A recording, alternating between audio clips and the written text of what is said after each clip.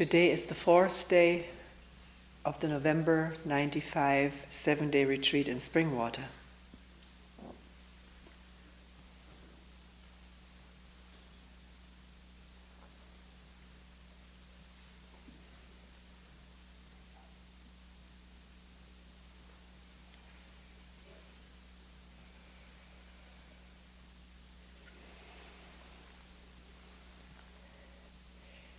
Let's talk this morning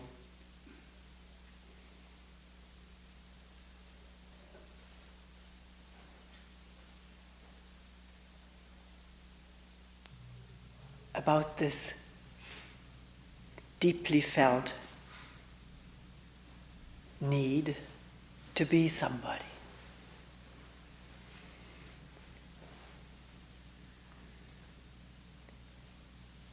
Connected with this,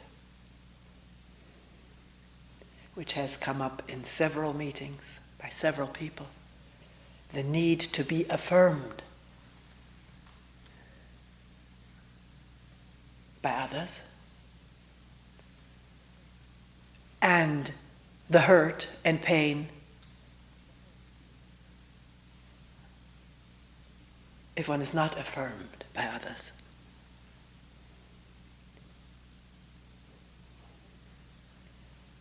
And also in connection with that, the experience that comes to us in quiet sitting, maybe just fleetingly, momentarily,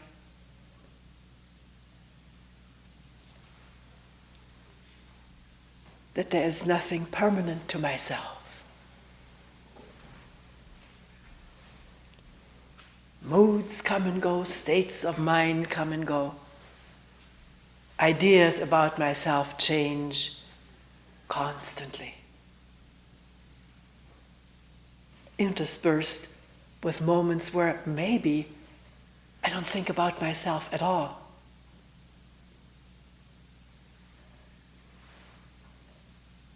And what is there is live space.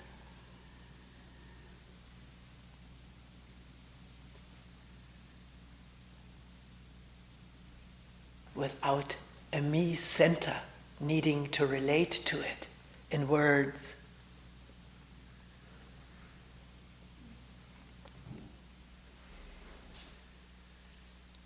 Live, silent space, even though the motor may be humming. The breath flowing.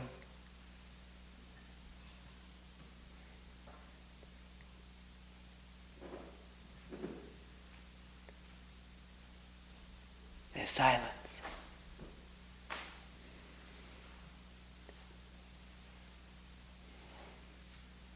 Maybe just for moments at a time, so brief, and yet sometimes in its very brevity so blissful that thought tries to pick it up and make it into a goal to be attained again.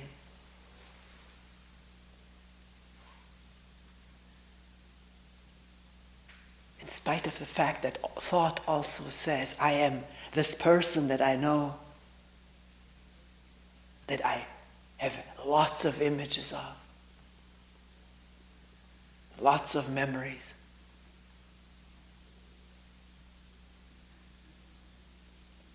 Lots of knowledge about what I am, a woman, a man, my age, my religion, my ethnic or national identity.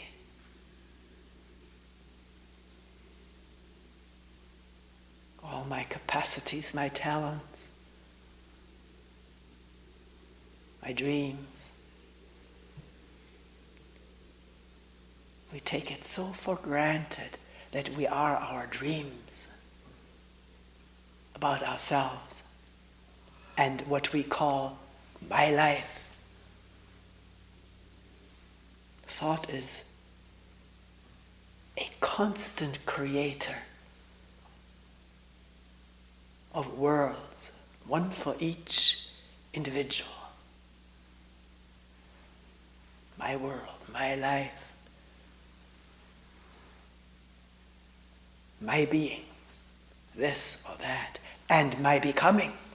It's not just what I see myself as being due to past memory and what people have told me since day one or earlier, before my birth, the expectations of the mother, the father, for what this baby would be and maybe become someday, something for them to dream about.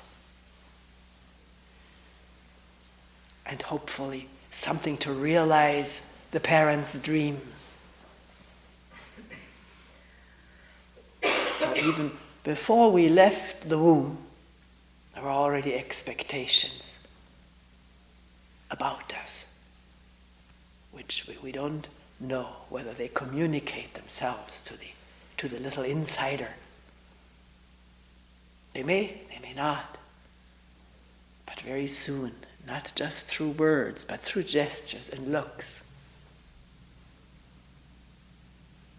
and touch,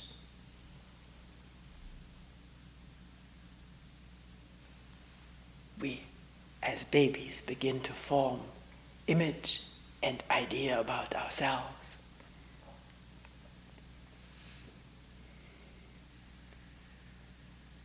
Which are over and above this little throbbing, vibrating, moving organism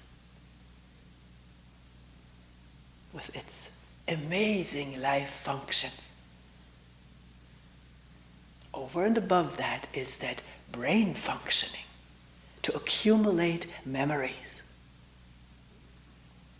about experiences, verbal and non-verbal, and the capacity to relate this to a continuous being, me.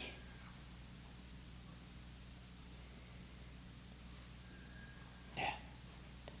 Very well may be, and maybe it has already been spotted on a computer, a function in the brain that coordinates memories in a fairly orderly way, accumulates, coordinates, integrates into a super picture, a super concept of this continuous I, me, mine, identified with these memories, identified with things around us, what we call the objective world, my toys, my mother, father, my siblings, my space, my room. It comes from the inside toward the outside and from the outside toward the inside. A mutual reinforcement of identification with what is mine and not mine.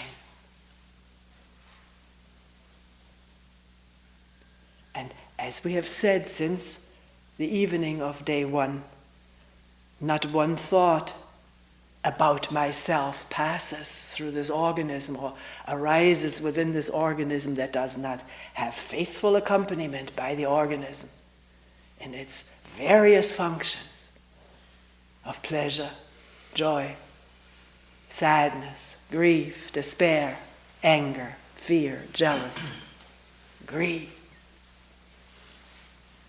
tension, pain, pleasure. These things are not just said to learn lists from someone else, but to see in oneself how one thought about an uncertain future may manifest as insecurity throughout the body, a gnawing feeling of insecurity. One thought about past pain or future danger eliciting symptoms of fear throughout the body, intestines, stomach, lungs, heart, muscles. And with these thoughts about myself and the emotions and sensations and feelings about myself produced by this physical body comes fuzzy thinking. Didn't mention that yesterday. I don't know what connection it was. I just remember that I forgot to say with anger. We talked about anger. Blood rising into the head and the excitement of the whole body makes it impossible to think clearly. We only mention the fuzzy perception. We don't hear words correctly anymore. Don't perceive sights accurately, and the thinking is heavily impeded through emotional upheaval and what all goes with it. And all of that is identified with by this brain function as me. I'm an angry person, one will say.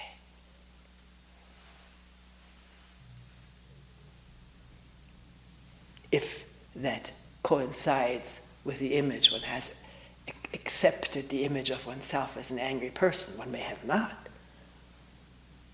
There can also be an amazing state of denial, clinging to the image of being a peaceful person.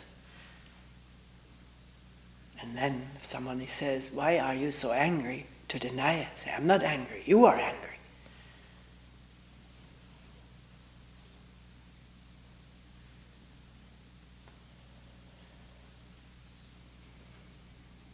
So, out of this sketchy description, which can be expanded, we have many more talks and meetings, because this seems to be one of our main questions of what I am. Out of this sketchy description comes this question that we mentioned in the beginning.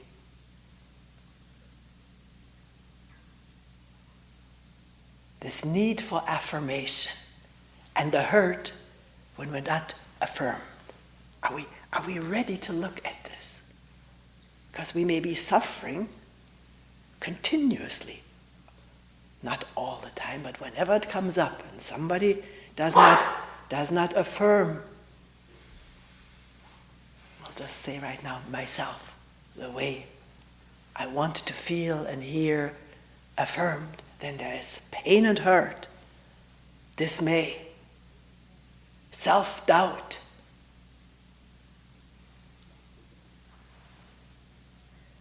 Because this affirmation, somebody telling us, telling me, let's look at it very directly as the words come out here.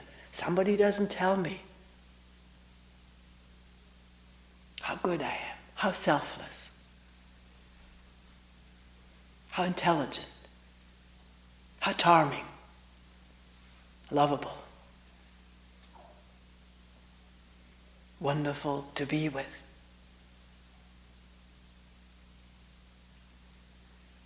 And we can all complete our list. It seems infinite of what we want to hear about ourselves. And is it, we're questioning it right now, is it that this tenuous sense of what I am needs to be constantly reinforced by being told what we are?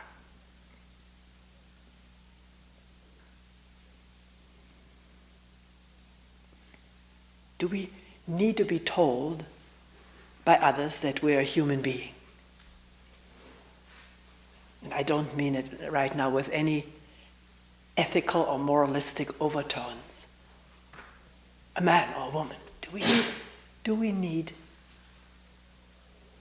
to be told that when it's clear factually clear that we are.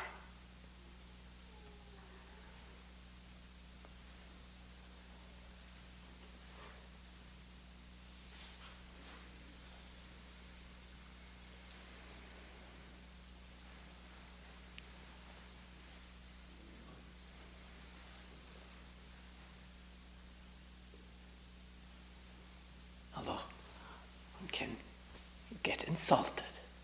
Somebody says, "You're not a man." That's more often used, isn't it, than "you're not a woman." Maybe that's used too. But the rage that may come up in a man when he's told he's not a man.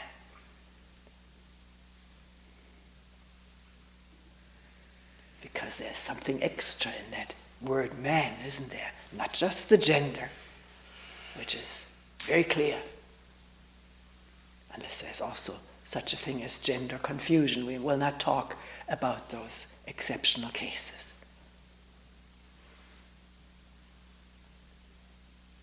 So if in something that's very obvious, very clear to me, somebody questions it or attacks it or doesn't affirm it, why the need for upset? The person is obviously confused because it's clear what I am.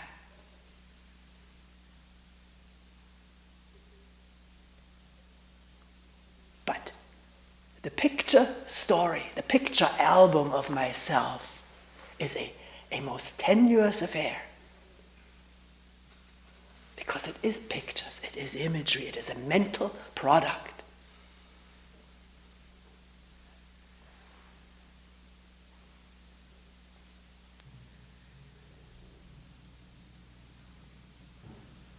In constant need of affirmation? Let's look at it. Is that the case?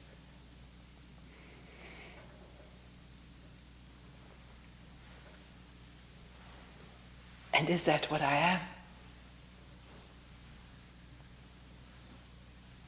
As long as that is what the belief says,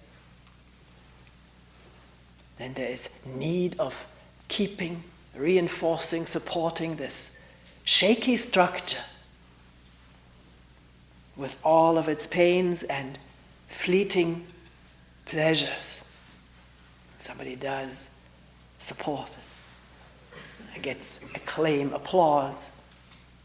The life of actors, of performers, in constant need of being affirmed.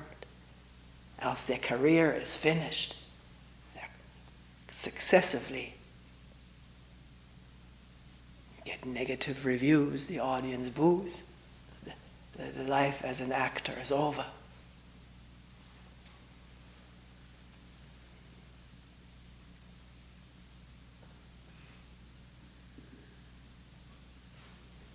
So let's keep asking. The moment this blinker light hurt goes off, what is it that needs to be affirmed? And watch it. Watch it carefully. It's a much more energy gathering affair than the draining, pining away in hurt. Not just hurt, then comes anger at this person who slights me, doesn't appreciate me, doesn't recognize me, denies me. What about myself? What am I? Just this collection of old and new pictures which have a capacity to hurt as well as produce pleasure.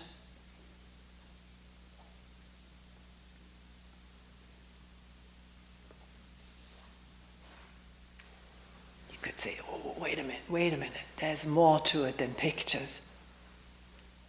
I do productive work.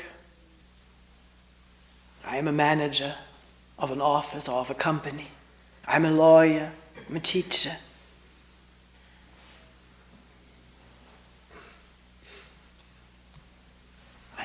I'm an artist, a painter, I'm a mother. Staying home with my kids, I don't think this is a very frequent occurrence anymore. There's something to what I am. It's not just an idea. I do go to work. I do fulfill a function for which there is a name, for which I get paid. Isn't there something real to what I am? Is it just pictures? Well, let's look at it. Going to work, being in an office, working with a computer, writing, selling, being in a store, doing artwork, teaching kids. It's all real enough. Why do we have to abstract from that and add to the picture album a label, a title, other than when it's necessary to tell people what we're doing? Most people want to know what you're doing when we meet each other socially. What do you do and where do you come from? This is sort of our way of approaching each other. And it's all right to say what one is doing. But in one's work, what is important? To do what's in front of one, or to plan what has to come into being, a new building, a new department.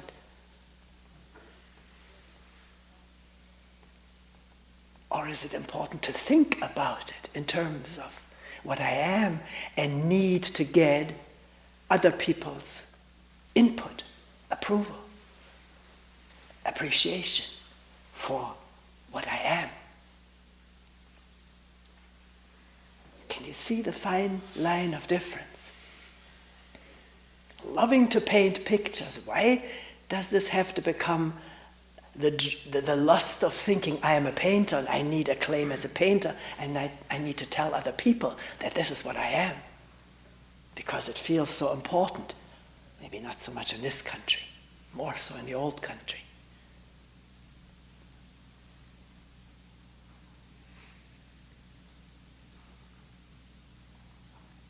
Do you see the difference? I think it's very plain. Doing, working, creating, even if, though a lot of work is very repetitive, there are opportunities for creativeness. Maybe in any job, maybe just the creativeness of being right there with it. Not mechanically going through motions, thinking of what else is ahead of me and all the other jobs that need to be done, but for moments at a time, just this. And an amazing spontaneity may manifest out of this simple being here with what's in front of one, or in the hands, underfoot, in front of the eyes.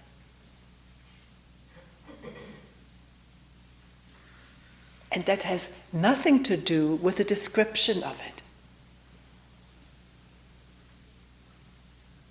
And yet the description so often for us becomes the important and maybe overriding thing, what I can tell others, my parents, my friends, or the newspaper, what I am.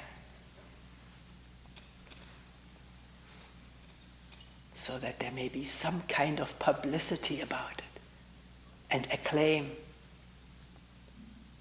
This is the dream of many human beings growing up in our particular Western society. There are other societies where individual sticking out as somebody special is discouraged, considered immoral.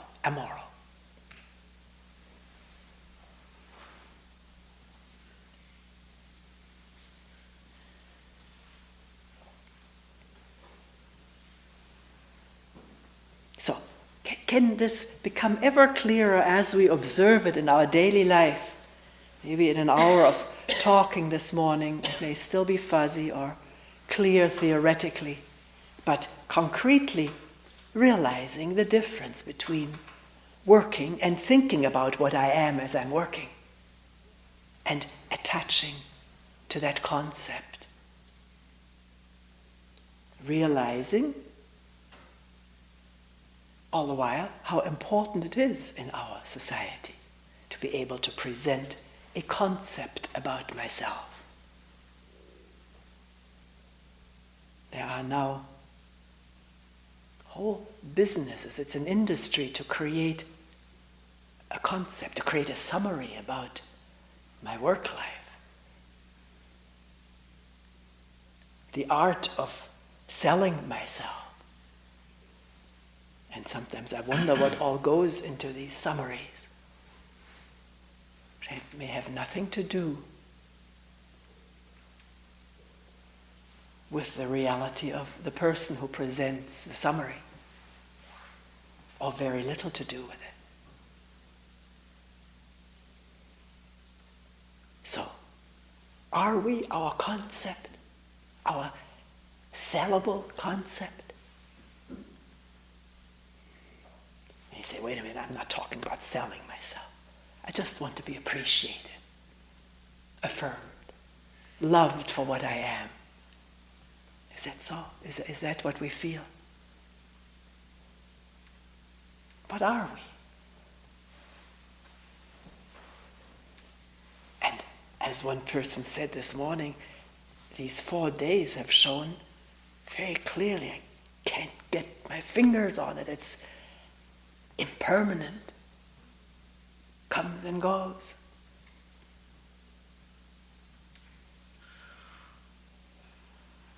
Passing states of mind and body.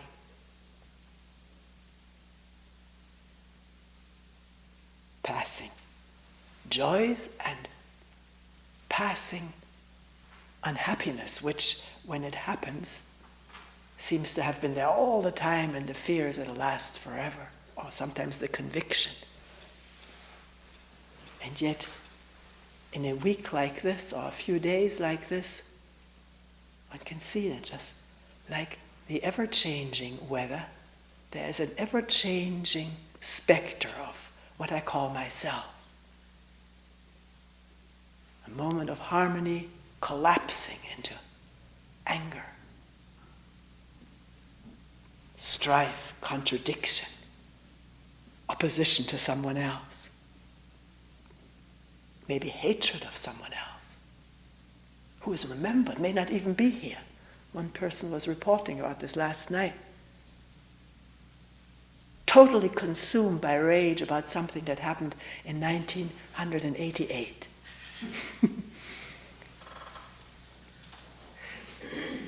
So one can appreciate the surrealism, maybe we can call it surrealism, like that art form of what the mind produces, as though it was real. About me and you. And then again, the question emerging, what am I? What are you? Really?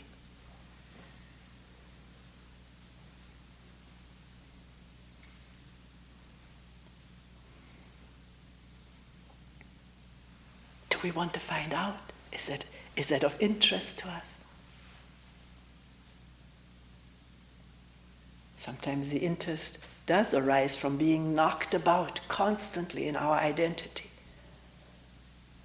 From affirmation to denial, negation.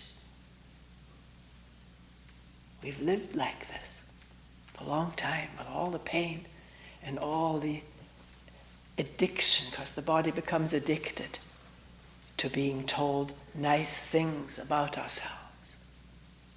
We want to hear more. We want to seek out the person who tells us nice things about ourselves. And on the one hand, we want to receive it. On the other hand, we also know that that works with other people. If we tell somebody nice things about him or her, They may listen to me or want to be close to me.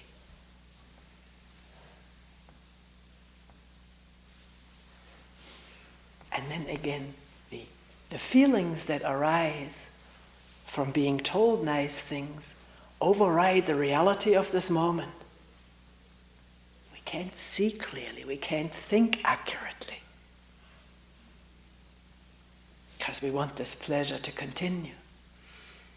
Don't want the pain of deprivation.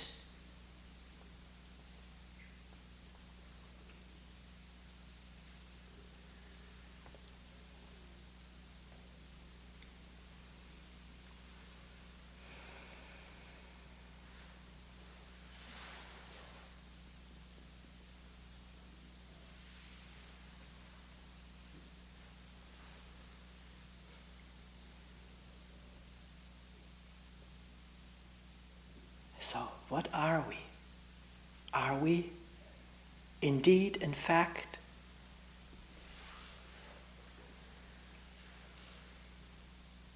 the mental productions, the thought creations, the imagery to which there is such attachment? One may not see it right at this moment, that there is attachment to imagery. I remember one person for a long time saying, I don't know what you're talking about. I don't have any images about myself. And saying that not sort of angrily, but it wasn't visible, it wasn't apparent.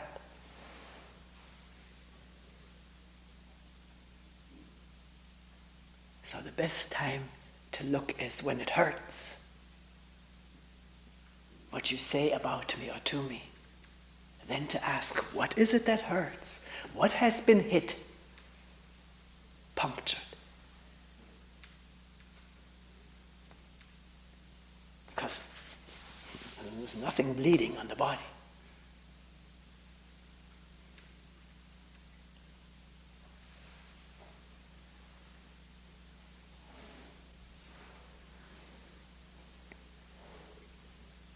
And maybe then in looking inwardly, listening, looking inwardly, becomes maybe momentarily transparent that there is the holding of idea and image about myself. That I'm a loving person and this other person denied it. And at this moment of feeling so hurt in one's image, is there still energy left to look whether maybe the person who said this, if I remember it rightly, one can ask again, maybe he or she has something. Maybe there is something that another person perceived about me which I've never seen, because I'm so blinded by my image of what I am. Maybe it is worthwhile in a relationship to listen to each other. To listen to what someone says about me, to me. Sometimes people will say it to someone else because they're afraid to say it to me, because they're afraid I'll be hurt. I don't want to hurt me. And that's the difficulty we have in relationship with each other. After too many times of seeing someone hurt and reactive, resistant, angry, at being told something that one has observed, one abstains from that. One doesn't want to go around hurting people. There has to be a felt mutuality,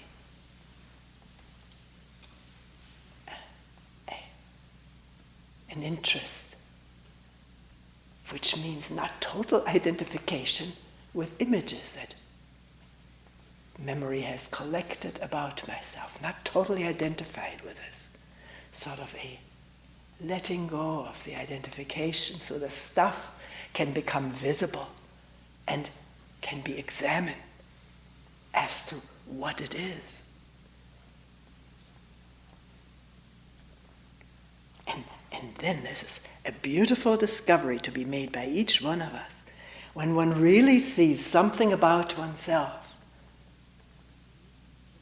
not the image, but what one just said or did, one really sees it, then if somebody else points to that or draws our attention to it, why are you so defensive? If you see defensiveness in yourself, you can laugh and say, yes, I am defensive, aren't I? Not in order to be, it can come out of ideas. It's so tricky. One can learn to go along with what people say to be the good Joe.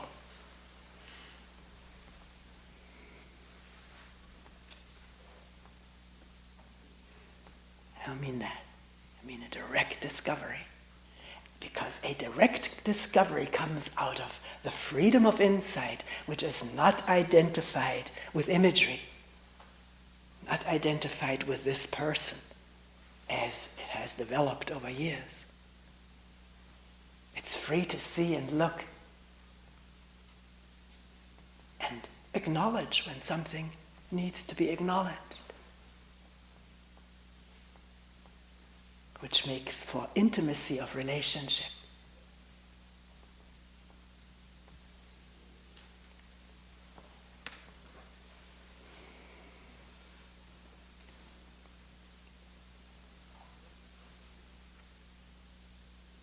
So at the end of one meeting this morning, the person said, well then, can you tell me what am I really?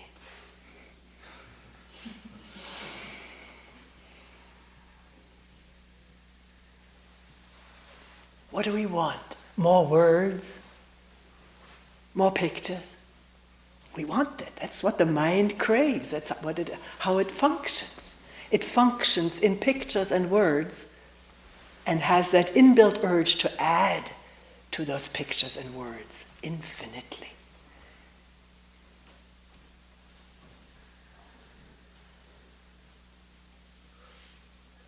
And very often one can notice it in oneself if one gets a fairly clear description or explanation of something. For a moment the mind is at ease. It has its reward, what it asked for. It asked for words and it got them. So for a while it doesn't wonder about itself because it has explanations. That's the danger of giving descriptions, pictures, words.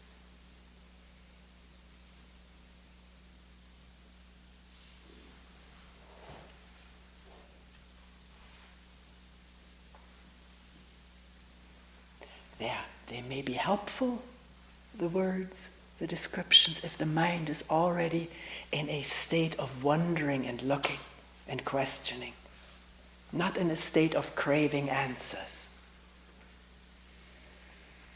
but in that amazing state of not knowing.